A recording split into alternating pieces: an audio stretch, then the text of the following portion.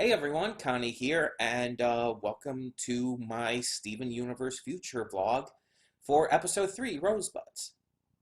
And I'm just going to say right off the bat, before anything else, I'm conflicted. Because this episode was so vastly different than the first two of Steven Universe Future that it feels almost like it had a completely different team and writers and everything working on it. And here's what I mean. So, Rosebuds is about Stephen discovering newly unbubbled rose quartzes and trying to deal with them. This episode has zero negatives. In fact, this is one of the best episodes of all of Steven Universe. I would put it top 5 of all of Steven Universe. It has no negatives at all.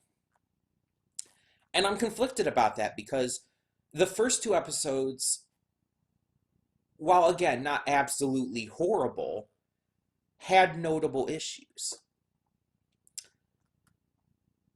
And it felt like such a different tone than I'm used to with Steven Universe.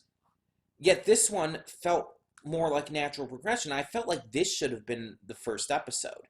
In fact, hell, get rid of all of the little homeschool bullshit and just focus more on this, and it would have been a fantastic way to start this series, this epilogue series.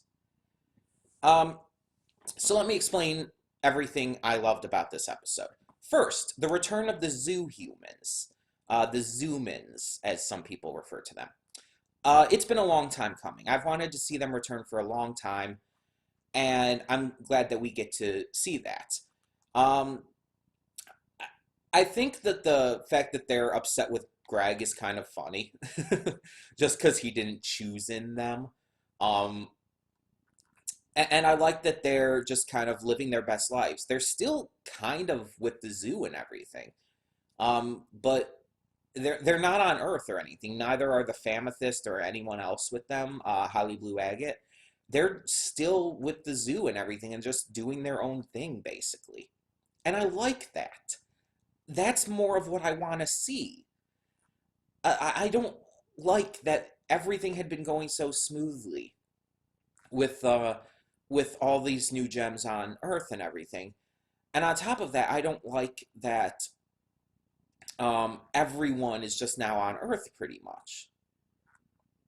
I like that now we know that there's gems out there doing their own thing still, outside of, the diamonds on Homeworld and whoever else is just still there.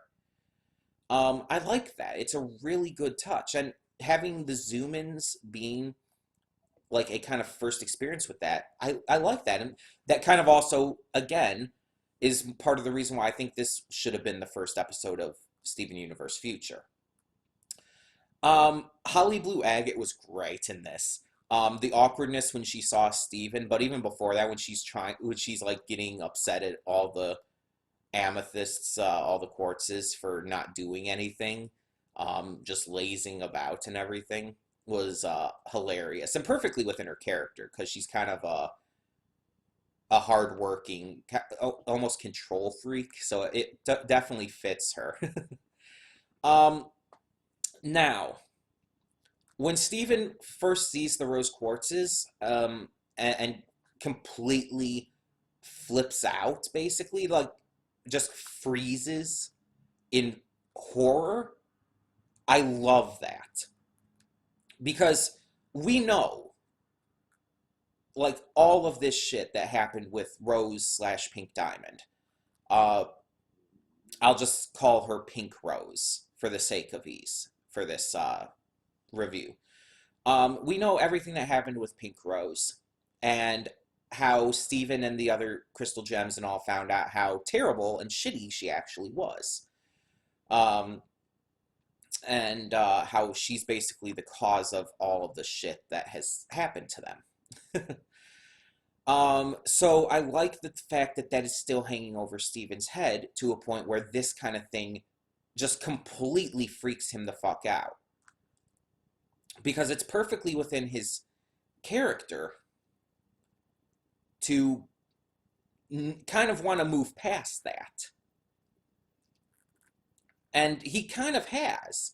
But now having to be not only reminded of it, but having it thrown in his face that heavily, it scares the shit out of him.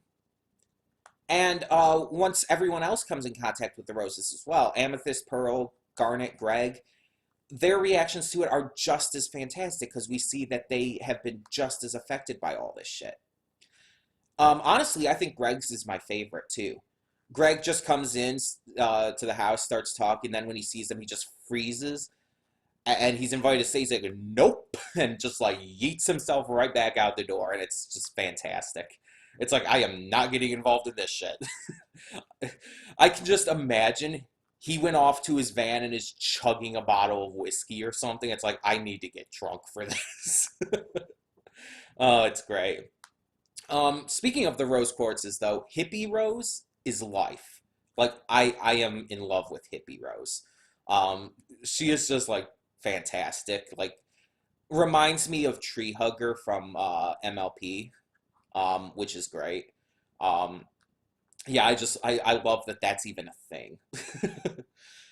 Um, Now, Steven's way of handling the roses is another massive plus with this episode. He doesn't want to disappoint them because he knows it's not their fault. They didn't do anything wrong, and he wants them to be welcome. So he's trying his best to not disappoint them. He's trying his best to uh, present a welcoming atmosphere, to give them a life that they can enjoy and help them out and stuff. But he's so fucking uncomfortable and making it, and it's so fucking awkward the entire time because of it. I really like that. It keeps it in line with his issues with his mother and everything, but also shows that he wants to give them the best. He wants them to be welcomed, as I said, and it's fully within his character to have both sides of that. Um, and when he eventually connects with them, because they also have these hang-ups about having been bubbled for all of those thousands of years because just because they looked like rose quartz, like pink rose, it shows that they have this connection and they even bond over it, becoming siblings, which I mean, I guess technically they are. Um, and I like that because it shows that all of them are living in Pink Rose's shadow and that they all have that in common. That Stephen was so freaked out just by the image of his mother, especially since one of them looked exactly like his mom. Let's be honest. The other two, not as much. The bubbly Rose and the hippie Rose didn't look quite as much like his mom, but the other one, the kind of serious Rose, very much looked exactly like her. Hell, I could believe it's where Pink Diamond got the image from in the first place. Um, but once they start to bond, once Steven realizes that they all have that in common, it feels really natural. It feels like, oh my God, yeah, you're right. And it's just so well done. Um, and again, the fact that they kind of become siblings, that these roses become his sisters, I love that.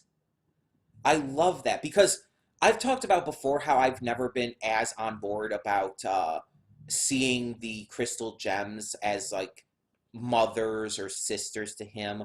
I kind of consider them family in a way, but more so like, okay, close friends. They're so close, they're like family. That's kind of how I always viewed the Crystal Gems relationship with Stephen. But these three I see as legitimate siblings to him, as like real family to Stephen. Something that only Greg prior to this has really given a feeling of. And I love that. I love that he has that. And I want them to continue to be in this. Unfortunately, I don't think they will. Unfortunately, I think if they even do return at any point during Steven Universe future, it'll be only once, and it will be like kind of a either background or cameo thing, which really fucking sucks. But I mean, I would just love for them to be a constant like major character in this in Steven Universe future. But it's probably not going to happen, unfortunately.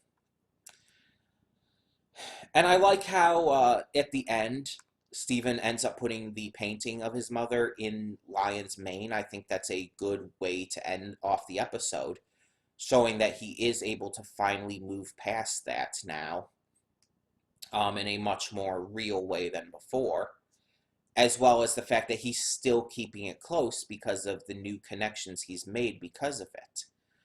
Um, so I really, really love this episode. This was so fantastic, and this is what I would want for Steven Universe Future. This is the kind of episode, the kind of content I would want for this show, because it feels like not only a natural progression of the main series, of the original series, um, but it adds on in a positive way to the things that the main series gave to us. Um, it's a positive, legitimate, believable series of progression.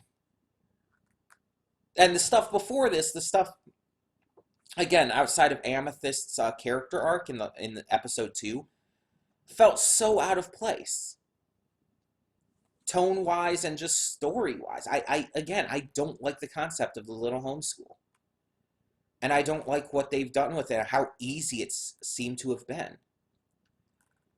I think that stuff just felt completely unnecessary and honestly kind of a waste of time. This is where I feel like this should have been heading. And this is, again, I feel this should have been the first episode and how they kicked off this season. It would have been a super meaningful way to do it. And I know some people might say, oh, but you can't give something this heavy for a first episode. Yes, you fucking can. That is bullshit. This is basically kind of like a sixth season for this show. At this point, you can give a heavy season premiere. You don't have to hold back. Season premiere doesn't have to be all happy and wonder. In fact, it's actually better if it's not at this point with this series. But the fact that it was, yeah, and I mean, what the season premiere was in the first place, yeah. This just dwarfs by every way the first 2 episodes. As I said at the beginning of this, it almost felt like it was made by completely different people. The first 2 episodes I wouldn't even put into a top 50 of this show. I don't know how many episodes exactly there is. I think there's over 100. I probably wouldn't even put it in the top 100 unless I absolutely had to, because there was just that few episodes. I actually don't know how many episodes there are overall. By this point. But this episode, again, top 5 of the entire series by far. By far. This was just that damn good. It was just that damn good. And it's like, I kind of want, like, most of the, like, just personal internal struggles with Rose to kind of be gotten through at this point, because in season 5 that was a big thing, Steven overcoming all of that finally. But again, having it done in this way where it's like, oh, suddenly a bunch of roses are here, that works. That makes sense as to how that would suddenly be very jarring for him and for the Crystal Gems and Greg. That doesn't feel unnatural. I just don't want like random sudden like kind of relapses in the overall like worry and awkwardness of the entire Pink Rose situation with Steven and the others. having a catalyst like the rose quartzes in this episode works, but you have to have a catalyst. Um, and even after this point, again, he got over it again. Hell, putting the painting in Lion's Mane was a massive sign that he's moved past it again. So if they try to bring this up again and make the pink rose thing a big deal again without a catalyst, it'll just feel extremely insulting. So I really hope they don't do that. And as I stated in the video where I said I wasn't reacting to this series, there are some things that I do know going forward, but it's like stuff like Sadie and Lars and stuff and whatnot. Steven having some anger issues, which we've seemed to already gotten, but yeah. Um, Either way, yeah, this episode was phenomenal. Like, this episode was absolutely phenomenal. And this is what I want the rest of Steven Universe Future to be. I know not all of it can be. I mean, that's just obvious. But I'm hoping that more of it is like this rather than the first two episodes. In the meantime, tell me what you thought of Rosebuds down in the comments below. And thank you so much for tuning in. For now, I'm Connie, and I'm signing off. See y'all next time.